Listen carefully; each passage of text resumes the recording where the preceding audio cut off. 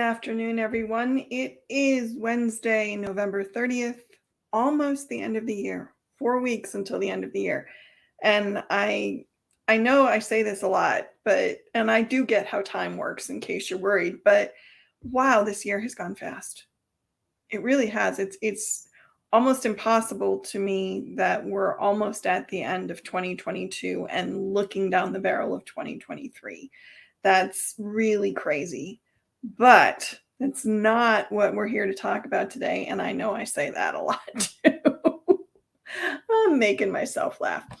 Anyway, what we are here to talk about today is a show that I usually do this time of year, some version of it, which is how to cope with the holiday blues or how to manage the holiday blues, or really what to do if you just don't like the holidays, if the holidays are a sad time for you.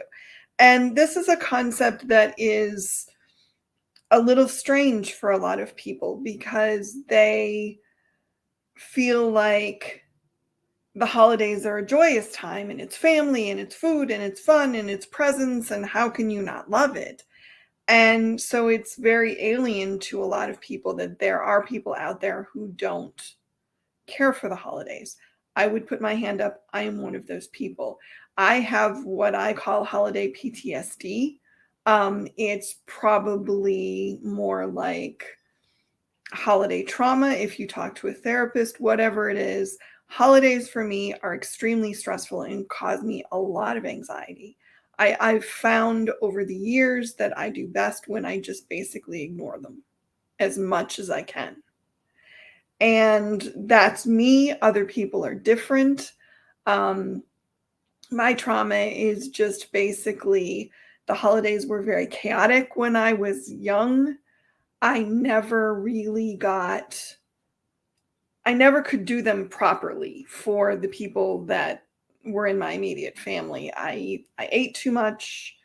I didn't get the right presents. Whatever you want to talk, whatever you want to say, I didn't do it. I wasn't enthusiastic enough. I wasn't the person that they wanted. They were getting presents for the person they wanted me to be instead of the person I was. And then if I wasn't enthusiastic about what they gave me, even though I couldn't use it or didn't want it, then that was a whole thing in and of itself. And there's a long laundry list of things. But suffice it to say, the holidays for me were always really, really stressful. Very, very much a time of anxiety. I really never enjoyed them. I never had good memories of them. So when I got older, I would force myself to go to the family celebrations every year, would not enjoy them, would just really. And then one Christmas, actually, we were supposed to go down to my sister's for Christmas when we were still speaking. And we had a big snowstorm and we ended up not deciding not to drive down, and I got to stay home. And it was like a flippin' revelation that, oh, I can have a nice day and I can just do what I want and I can ignore the stuff I don't want to deal with, and I can have a stress-free, lovely day.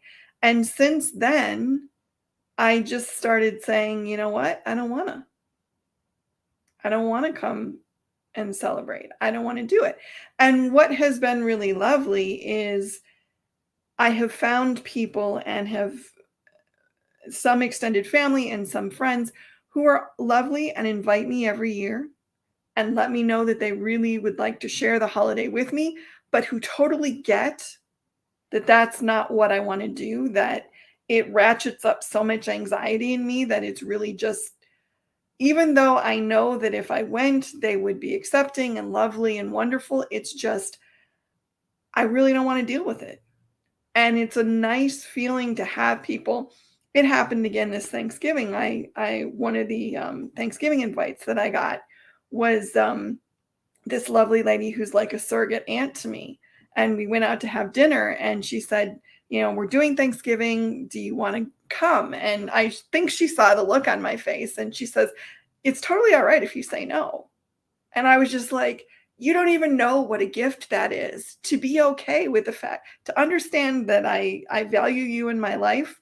I think you're great, but I don't want to do Thanksgiving. I'm good with being alone on Thanksgiving. I'd rather be alone on Thanksgiving. And that's weird to a lot of people. I get that.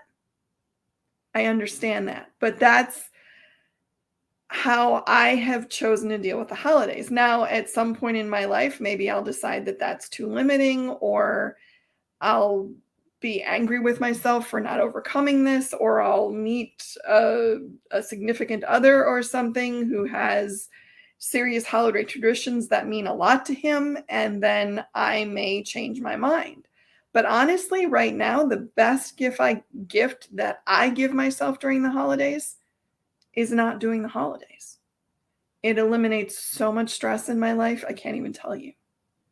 And I understand that that's not everybody's choice. Everybody has to do different things. But I just wanted to put that out there up front, that the assumption is always everybody has family to celebrate the holidays with, which isn't always true. Everybody has good family relationships if they do celebrate the holidays with family, which isn't always true. Everybody loves the holidays, which isn't always true. Nobody deals with depression or stress or anxiety or any kind of mental illness challenges or issues during the holidays. Certainly not true. And that there aren't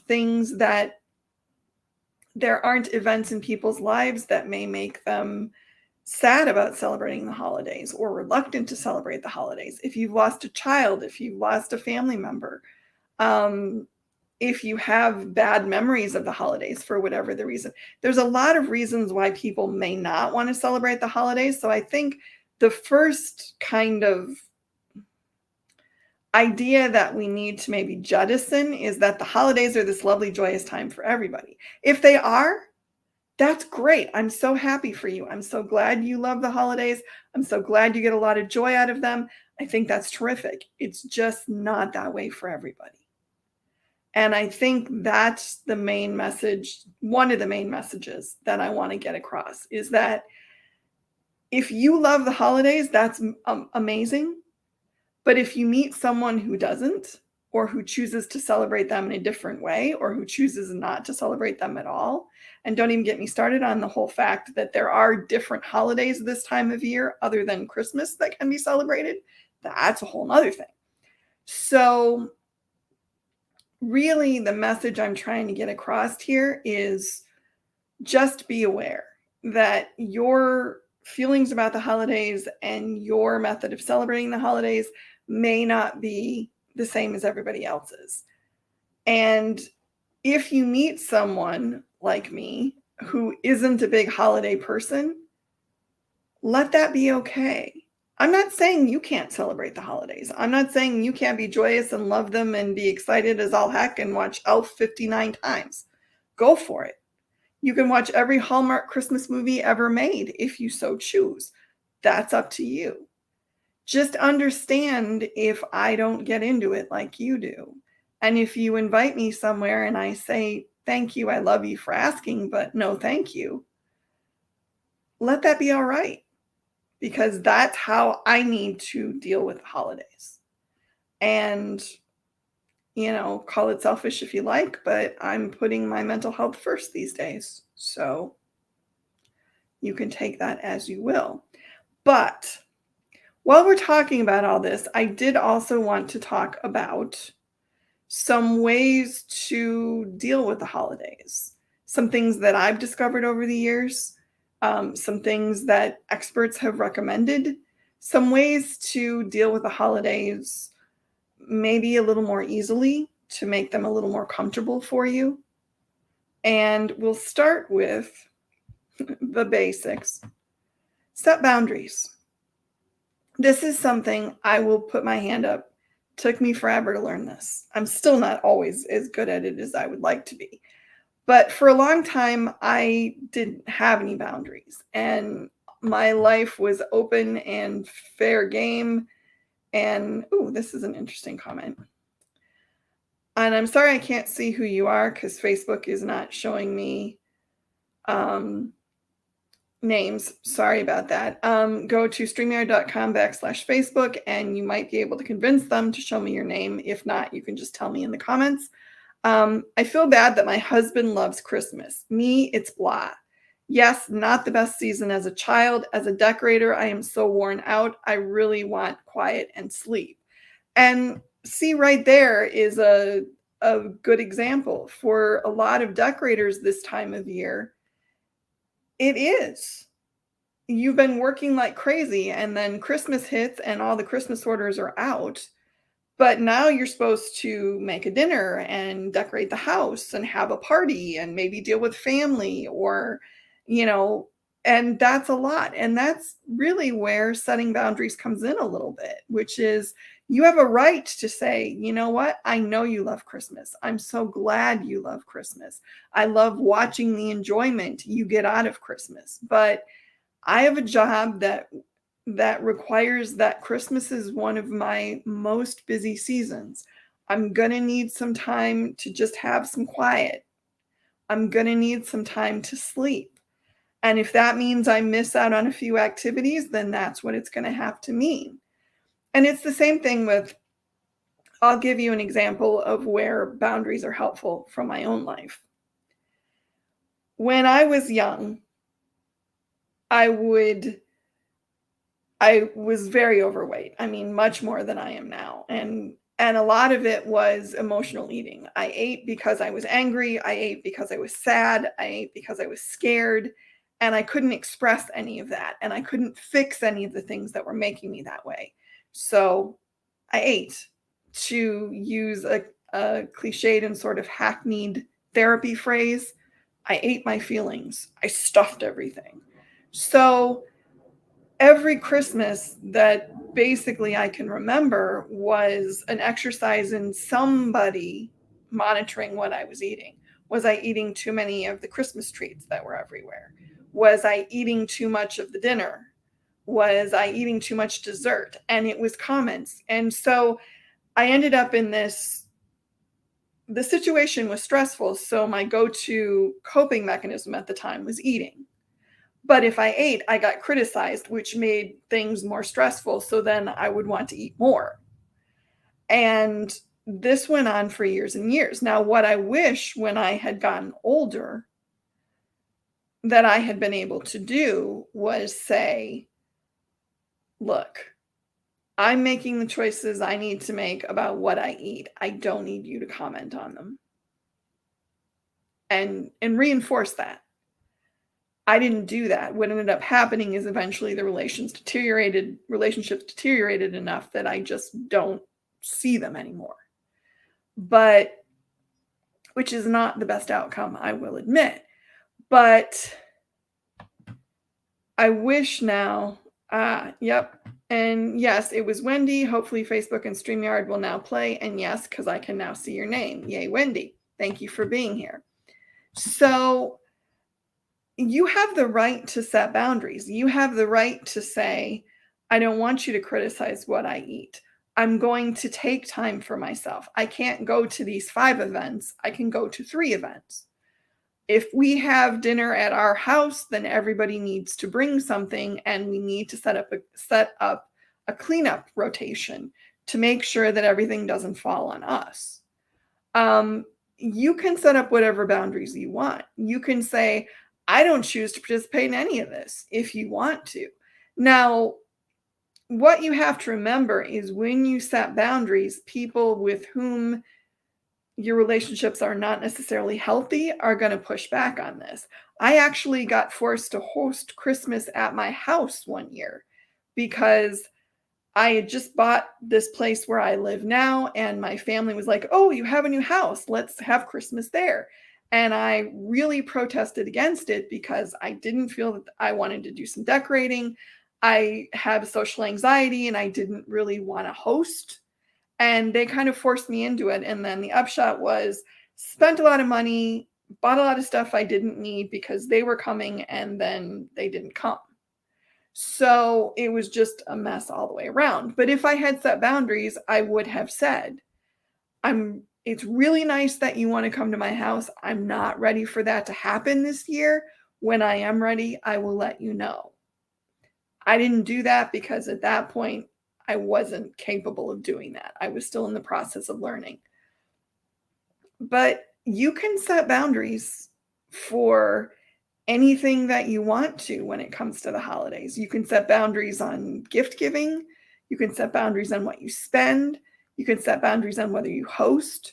You can set boundaries on what you go to. You can set boundaries on how long you stay. You can set boundaries on what you'll allow people to talk to you about or what you'll allow people to criticize. You have the right to order things the way you want. You just have to understand that some of the relationships that you have in your life may not survive you setting boundaries or may not be open and amenable to you setting boundaries. And if you run into that behavior, then you need to really look at those relationships a little bit and go, is this really what I want? And I know for a lot of people, it's like, oh, they're family. Oh, that's just Uncle John. Oh, that's just mom. You know what? It's not just. If they're making you feel bad, if they're making you feel less than, if they're giving you stress and anxiety or causing you stress and anxiety, then you don't have to just go, oh, well, that's just them. They're never going to change. You have a right to be treated well.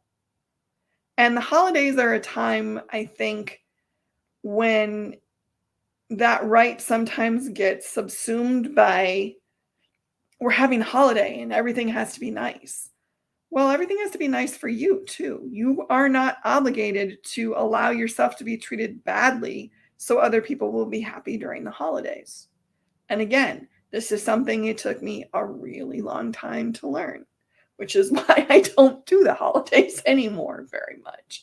So, another thing I want to talk about along the line of setting boundaries is this, which is support your kids setting boundaries.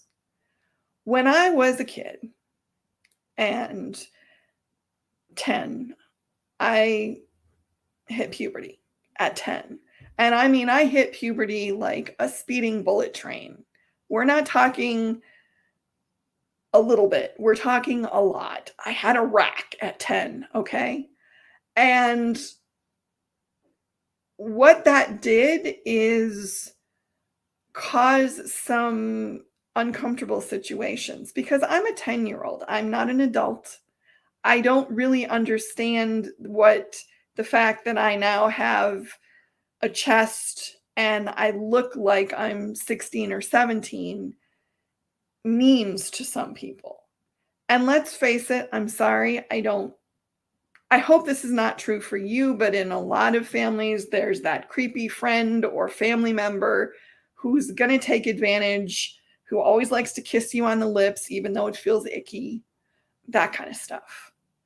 And when I was growing up, you didn't say no to that. You just had to deal with it. And it looked, and everybody was all, oh, it's perfectly innocent. I'm sorry. There were a couple times when I was a kid where it was not innocent at all.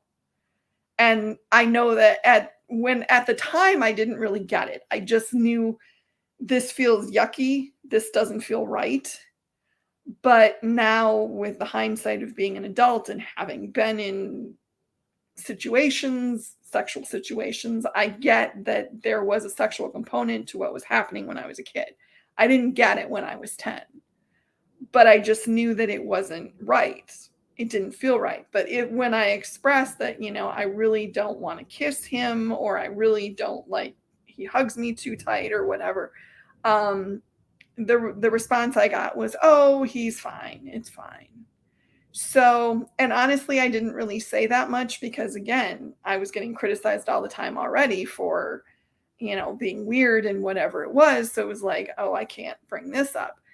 But I do like the movement, and it's happening more and more. And I think it's a really good thing where kids are allowed more autonomy over their bodies, which means they're allowed to say, I don't want to kiss people today, or I don't want to kiss you today, or I don't feel comfortable with that, or whatever language they can use. And I really, really hope that more parents and grandparents and family members start supporting that, because I think kids learning that they have the right to say who has access to them and who doesn't is a very, very useful thing. It's something I wish I had known earlier because I might have avoided some of the things that happened in my life. But there's always people who will push back on this. Oh, why don't you want to kiss grandma? Oh, grandpa just loves you. That's all. Or, we always kiss on the lips. No, you don't. You don't really kiss kids on the lips. That's just weird. And when you're adults, you probably still shouldn't kiss your family members on the lips unless you're married to them. It's just weird, but that's up to you. I think it's a little weird, but that's me. And whatever your comfort level is, that's fine. If you're comfortable with it, go for it. But I think especially for kids, allowing them to set their own boundaries on this or at least making yourself a safe space for them so they can come to you and say, I'm not comfortable with this. It makes me feel weird. I don't like it, whatever it is. And if they can't say it themselves, you can set the boundaries for them and then just let things be what they are. And I don't think there's anything wrong with that. I think you can still love somebody and not necessarily want to kiss them. I think you can love somebody and not want to be hugged. There are people who don't care for that. And especially when you're a kid, you may not have the language to understand why things are making you uncomfortable. But kids have pretty good radar and they know when things aren't right. So something to definitely think about, but I like the trend a lot. I wish it had been around when I was a kid. It might have made things easier for me. Especially I think, and I understand that boys get abused and boys, have issues in this area as well, but especially for girls and young women, getting told that they have the right to say what happens with their body is huge because I was never told that. Took me a really long time to learn it. And I'm sad about that now because I think I would have, how do I want to put this the right way? I think if I had learned that when I was young, I would have avoided some of the things that happened to me. And I also would have liked myself a lot better. And so I think it's healthy to say, you have the right to say, when we go to Christmas at grandma's, I don't want to kiss grandpa. Or I don't want Uncle, Dave to hug me or whatever it is. And make it all right. And if you get pushback from the family members, just tell them that, this is how you guys do things and they're just going to have to deal with it and let it be what it is. I mean, even if it's just your kid only sees this person once a year and doesn't know them.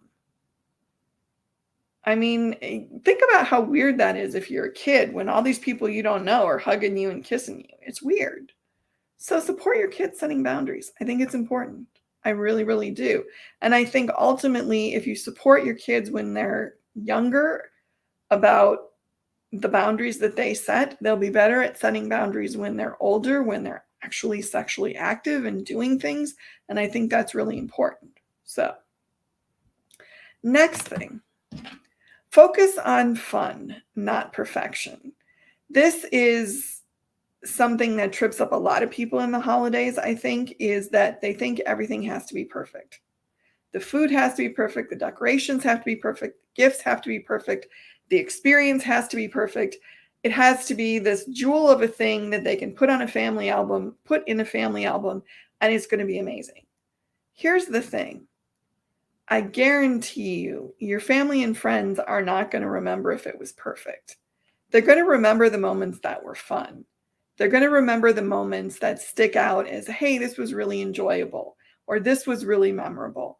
They're not going to care if the tree isn't perfectly decorated symmetrically. They're not going to care if the green bean casserole is a little more crispy than it should be.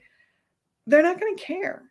And sometimes the things that aren't perfect are the memories that stick out and stay with you. But what happens, particularly I think for a lot of women, is there's this pressure to curate this perfectly done holiday. And a lot of that is, well, not a lot of that. Some of that is the fault of social media because you see these people who are lifestyle gurus or home decor gurus or whatever, and they've set up these beautiful holiday decorations and this beautiful dinner. And what they don't tell you is they have 15 assistants behind the scenes that are making all this happen while they're fixing their makeup. Don't do that. Don't do that to yourself. Don't compare yourself to people who are curating an event and had 3 days to do it. And honestly, any event in which you involve other people is going to, by its very nature, be less than perfect because people are less than perfect. So focus on making good memories. Focus on having fun. Focus on getting relaxed. Focused on the things that you care about.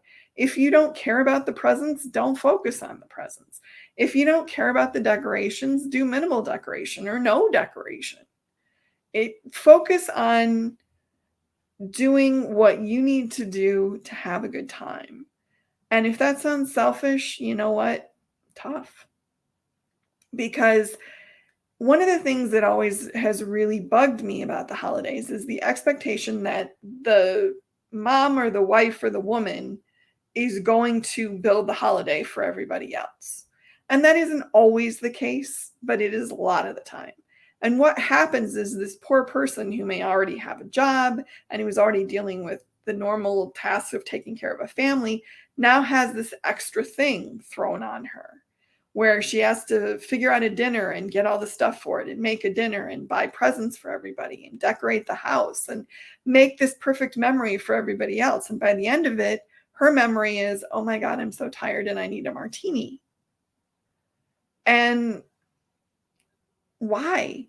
Why are you left out? Why don't you get to have the experience that you want to have? So while you're focusing on the fun, not the perfection, also focus on asking for help, making sure other people are taking ownership and taking part in creating the celebration that they say is so important to them. If it's that important to them, then they should help make it happen. It eliminates a lot of work. It eliminates a lot of stress. And ultimately, it maybe creates a better holiday because everybody was involved and everybody got a say and everybody put some work into it. And you don't end up frazzled and tired and needing 2 weeks after the new year to get things back together and to feel better about it. So focus on the fun, not perfection. Perennial, I know, but take time for self-care.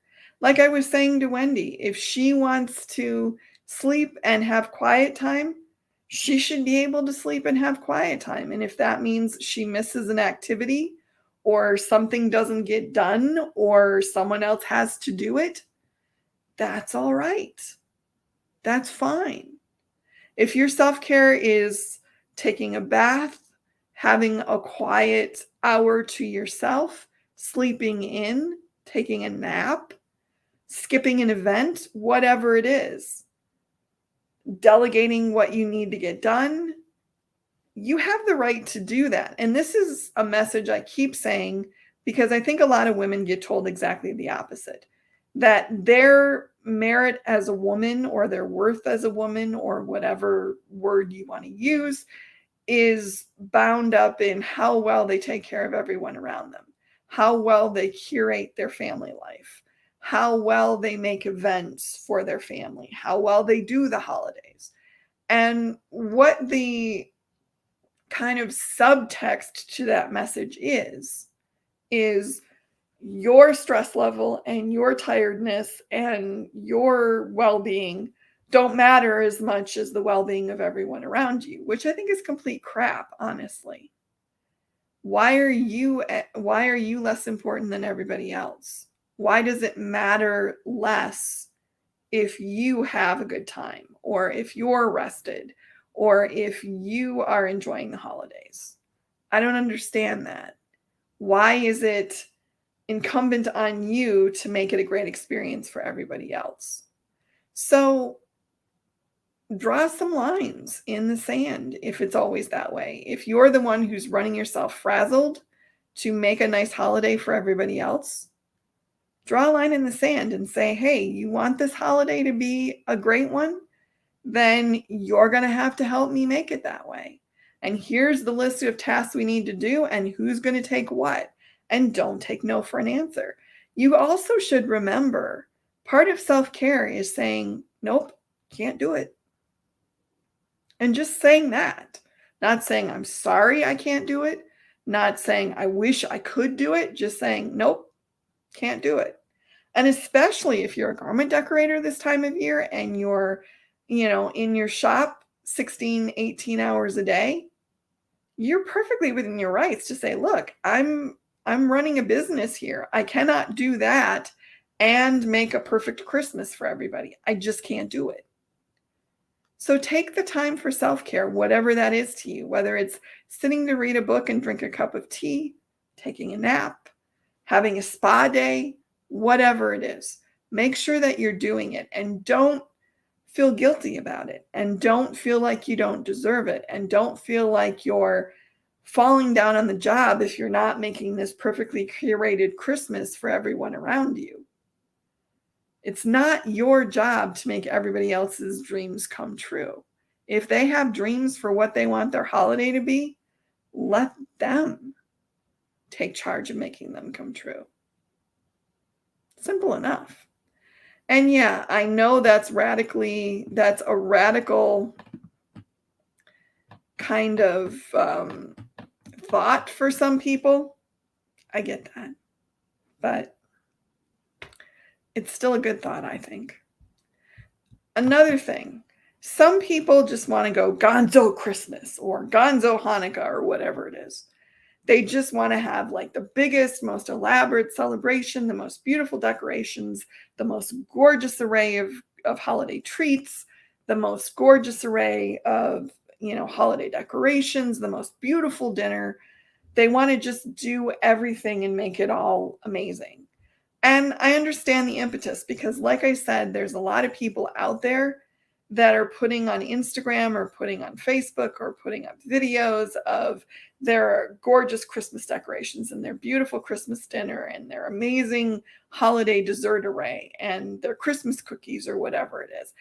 And it's easy to fall into the trap of thinking that if you can't do all that stuff as perfectly as these people do, then you've ruined the holiday and you should just go get coal in your stocking. No, keep expectations manageable, especially if Christmas is one of your busy seasons. Be realistic about what you can do. I will be honest, for Thanksgiving this year, I made Thanksgiving dinner for myself because I stayed home. And I used to try to do the whole big Megillah for Thanksgiving. I do a turkey breast, but still I do a turkey breast and I mash potatoes and I'd make green bean casserole and I'd make stuffing and I do all this stuff. And this year I was like, you know what? This is dumb because number one, I don't need that much food. And number two, why? What do I really want? And I said, you know what? If I just made a small turkey breast and some mashed potatoes and gravy, I'd be happy. That'd be great. So I looked around and I found a small turkey breast that was already seasoned and it was in a little cooking bag and you just put it in a roaster and put it in the oven. And I got pre-made mashed potatoes and pre-made gravy and it was tasty and fine and a lot less work. And I still got to have a nice meal, but I didn't have to spend a lot of time cooking it. And for me, that was what I needed this year. So it worked out great. And I have nice leftovers and everything's the way I want it to be. And I don't feel bad about it. I mean, granted, I'm not cooking it for anybody else. It was just for me. But I think I used to have this theory in my head that even if I wasn't going somewhere, I had to go through the whole process of making the dinner to kind of acknowledge the day. And this year I was like, I don't have to. I'll make it easy, and it was tasty and it was good and I got leftovers, which is what I wanted, and there we go. And it could be the same for you. Maybe you decide that you're not decorating every room in the house. Maybe you decide that you're going to have a smaller tree. Maybe you let family members know that, hey, if they want an array of holiday desserts when they come to your house, then they're going to have to make them. And there's nothing wrong with that. I think part of the trap of the holidays is that we get so caught up in what we think they should be, and we put so much pressure on ourselves that we end up imploding almost, because it's not fun when you're constantly beating yourself up over what you think you should have done when in reality you didn't need to. Next thing. This is a hard one for a lot of people. I get this every year. You're not going somewhere for Christmas? Don't you get lonely? No. Honestly, Christmas Day is one of the best days of the year for me because I don't have to go anywhere. Because I don't have to deal with any of this stuff, because I don't have to worry about getting presents for people. I get presents for, there are some people I get gifts for, but I send them and that's fine. But I don't have to deal with getting gifts I don't want. I don't have to deal with worrying about, am I eating too much or not enough? I don't have to worry about, am I suitably happy or excited or whatever it is.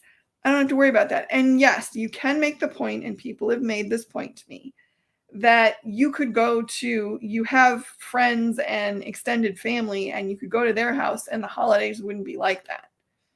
And you're probably totally right. My problem is I have so much anxiety that they would be, that I get so stirred up about it that it's just easier not to do it, honestly. And luckily, my extended family members and my friends get it. And they understand that that's how I feel. And it works out. But you do have the right to opt out, and you do have the right to tell people who give you crap about opting out to shut up and go away. If that's your choice, you have the right to do that. And honestly, I think I said this earlier, but that was one of the best things I ever learned, was that I can say I don't want to do this, and it can be all right. Now, not everybody's going to get it. And if they don't, then maybe they're not the people that I need to be around.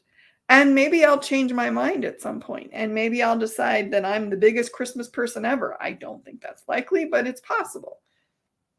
But for right now, I don't do a lot of holidays, and I'm really okay with that. That's the way that works best for me.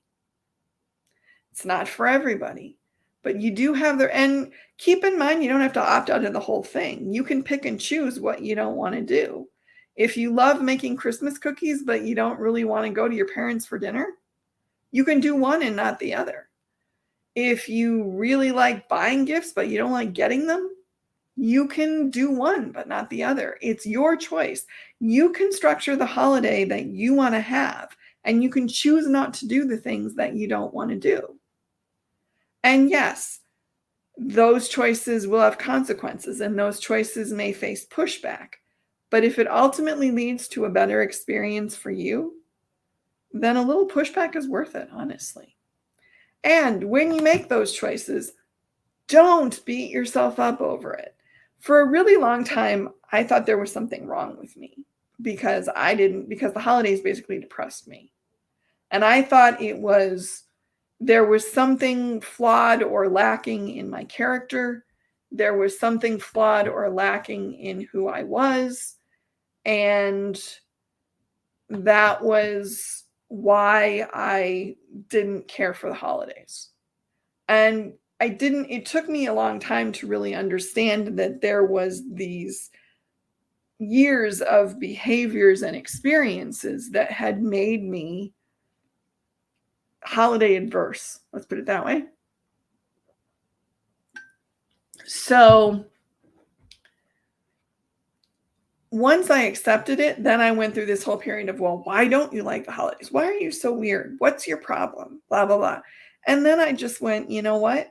It is what it is. This is who I am. And I'm not going to make myself feel bad about it anymore. And I don't make myself feel bad about it anymore. And honestly, That's been a great gift. And Wendy says, I was thinking this week about forgiveness. In my family, you are supposed to forgive people. Why? If someone treated you badly, why do I have to forgive? Personally, I don't want to be around those people. Why do I have to be uncomfortable? Oh, Wendy, I could do a whole show about that.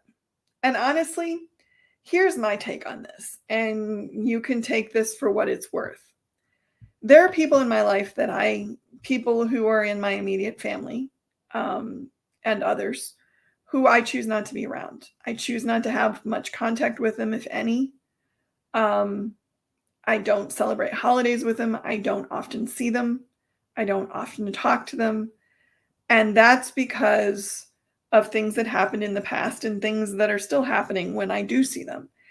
And here's the thing, forgiveness is different than forgetting.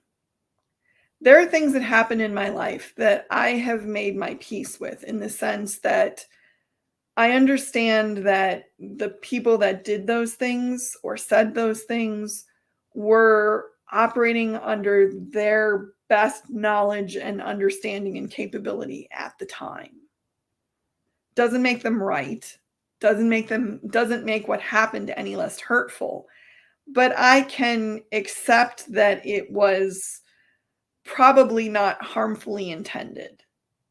Now, that doesn't mean that I want to spend a lot of time with those people. And honestly, forgiveness is something that people who have done you wrong and don't want to apologize for it will use a lot as well. You need to forgive. And I have had people say that to me over the years, and I will look at them and say, you know what? I don't have to do anything. I don't have to.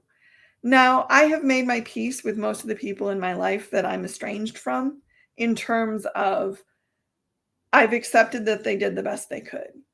I I hate to use the word forgiveness because I feel like that's a really loaded word, but I've given them grace, I guess. I've acted on, as Eric Campbell would say, the principle of charity. I have made the assumption that they were doing the best they could at the time. Now, that's not to say they didn't do damage. That's not to say they didn't hurt my feelings. That's not to say sometimes they aren't complete jerks. But I've let that go. Now, that doesn't mean that I have to spend time with them. That doesn't mean that the slate is clean. That doesn't mean that everything that went before is no longer hurtful or in my mind. You have the choice. And the problem with having the choice, though, is that sometimes the choice is, this is not acceptable to me, and the other person makes the choice too, and then the relationship dissolves. And when you're family, there's a lot more guilt and angst and stuff that gets accreted around that. That's hard. There are a lot of people who are just appalled that I don't speak to my dad, and I don't really speak to my sister or her family. And that's fine. They can be appalled if they want. They don't know the story. They don't know why things are the way they are. They don't know what I've been through. So be appalled all you want. And the people who say, well, you should forgive whoever, I just look at them and say, you know what? First of all, how is that any of your business whether I forgive somebody or not? That's between me and them. And second of all, we tend to make forgiveness as this blanket kind of whitewash, where if you forgive someone, then the trespass is washed out. No, I can forgive you for whatever it is you did, and I can accept that you were doing the best that you could at the time, but I don't have to allow you to do it again. I can draw boundaries and I can say, you know what? I accept that this happened. I accept that you were doing the best you could at the time.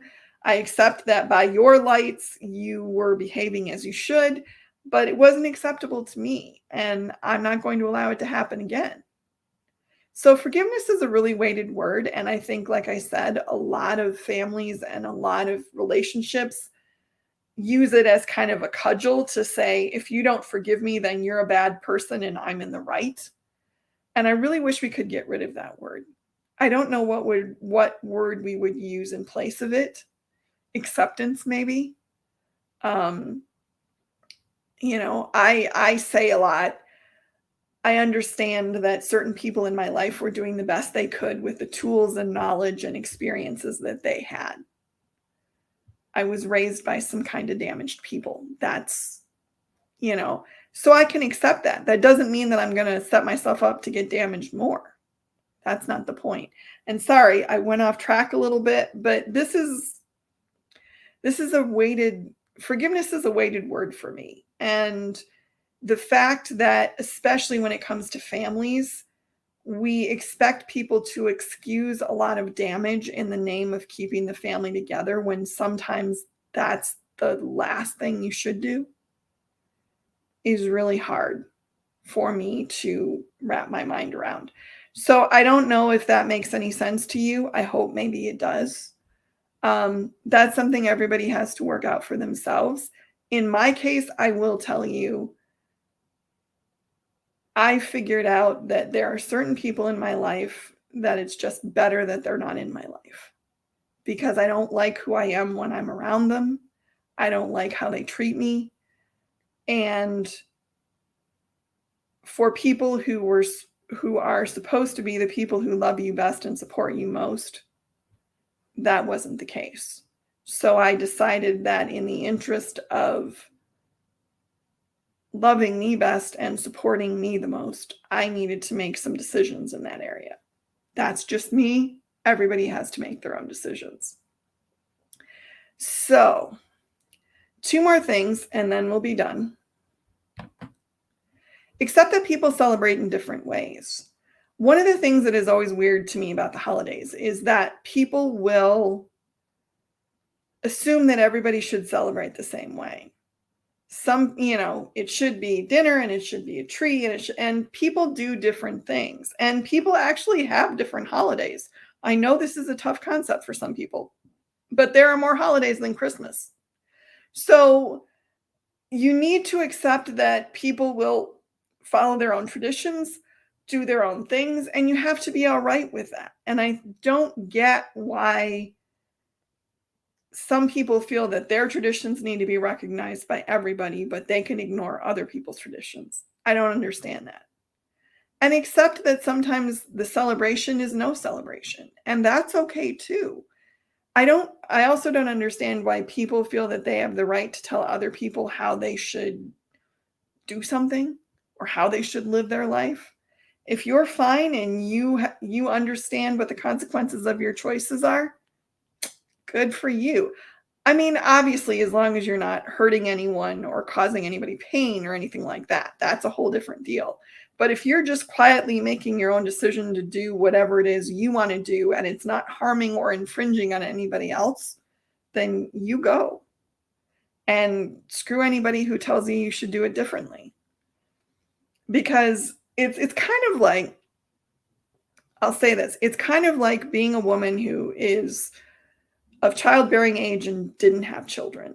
And everybody, when you're younger, will tell you you're going to meet the right guy and then you're going to want kids, or you're going to really regret it if you don't have kids, or every woman should have kids, or whatever it is, which I heard all of those things all the time. And what I always thought was, I'm not saying you shouldn't have kids. I'm not saying, I'm not making judgments on your choices. I'm just saying, I don't think it's for me. I don't really want to do that. And possibly, had I met someone and, been in a long-term relationship that was, a good choice and stable and all that, which I did not have a good record of that when I was younger, maybe I would have had a kid. But I'm thinking probably not, because I never really had that urge. And that was okay with me. I was fine with it. But other people had a real problem with it because it wasn't the typical way people behave. Same thing with celebrating the holidays in a way that isn't typical. There are going to be people who are going to make judgments, and screw them if they do, honestly, because you have the right to celebrate that you want to do. that you want to do what you want to do is what I need to say. And the last thing here, acknowledge that this time of year is hard. Acknowledge that you're sad or you're stressed or you're dealing with holiday trauma. And do what you have to do to make it okay. And if that means you have to opt out, if that means you have to do less, if that means you have to go see a therapist or get medication or whatever it means, do that thing. Don't beat yourself up about it. Don't feel like you're lesser because of it. Just do whatever you need to do to be healthy mentally and physically this holiday season. That's the main message I want to get across from this whole video is your health, your safety, your happiness is paramount. So do what you have to do to accomplish that. And don't feel bad about it. And don't feel guilty about it. And don't feel like you're weird. Do what you need to do. And thus ends the lecture for today. Thank you all for being here. Thank you for the comments. They mean a lot to me. And I hope everyone celebrates their holidays in the way they love best. And I hope that they are all as peaceful and joyous as they can be for you. And I will see you all next week. Thank you for being here. Bye, everybody.